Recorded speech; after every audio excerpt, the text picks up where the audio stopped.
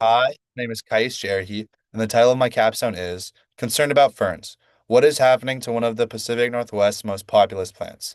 So starting out, the western sword fern, also known as Polystichum unitum, is one of the most, if not the most abundant understory plant located throughout the Pacific Northwestern forests.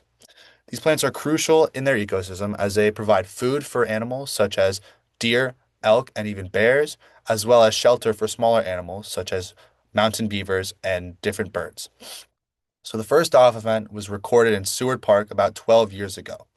Since then, large amounts of die-off reports have come in from all over Western Washington. The only problem with these reports is that none of them are consistent. Some of them include a few dead ferns, some of them only include one dead fern, so there's no consistency between the ferns. We knew that the die-off was out there, but we weren't sure to what the extent of the die-off had become, as well as what was causing the die-off. That's where my research came in. I was asking the question of to what extent has sword fern die-off spread throughout the Puget Lowlands, as well as is there any correlation between sloper aspect and sword fern mortality? So, over the summer, I interned with Friends of Seward Park, which is an environmental nonprofit organization. Along with my partner, Ben Shilp, I was a regional surveyor intern, and together we created a protocol for surveying sword fern die-off. We established that a valid sword fern die-off contained four dead ferns within a 20 square foot radius. After we had our protocol down, we spent the rest of the summer driving throughout the Puget Lowlands looking for die-off and recording data. You can see in figure one that this was one of the tools we used to identify what stage of die-off a sword fern was in, with stage one being dead from 0 to 1 years and so on and so forth throughout stages two, three, and four. After driving as north as Bellingham and as south as Eatonville through into the Puget Sound and into Issaquah, we have established that sword fern die-off does not just exist in Seward Park, but is widespread throughout the Puget Lowlands. After going to over 20 state parks and collecting data on over 50 die-off sites, we created this map showing in figure two where the die-off was recorded at and where it's occurring. In image one within figure two, that is a zoomed out image of the whole map. And then subsequent images two, three, and four zoom in on a specific state park, in this case being Seward Park.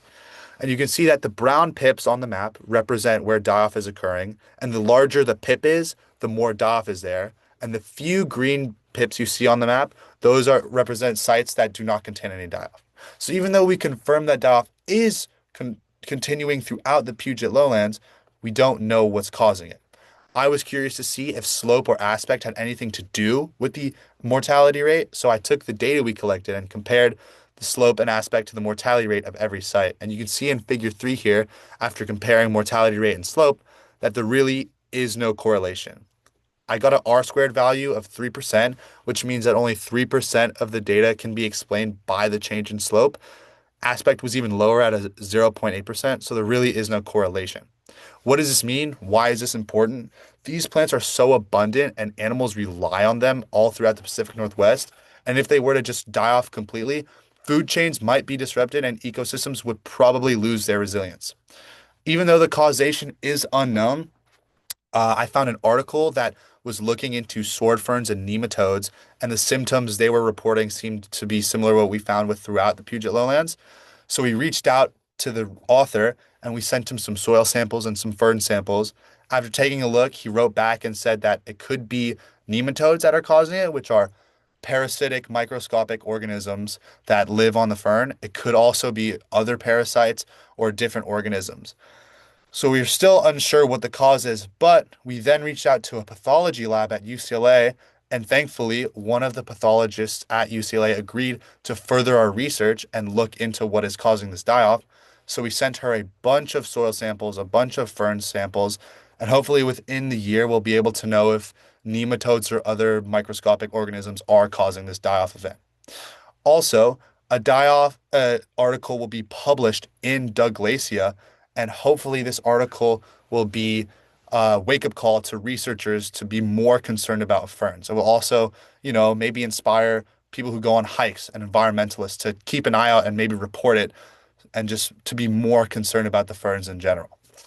Thank you for listening. I would like to thank Paul Shannon, Tim Billow, Ben Shilp, my friends, family, and loved ones for their guidance and support, for whom without this project would not have been possible. Thank you.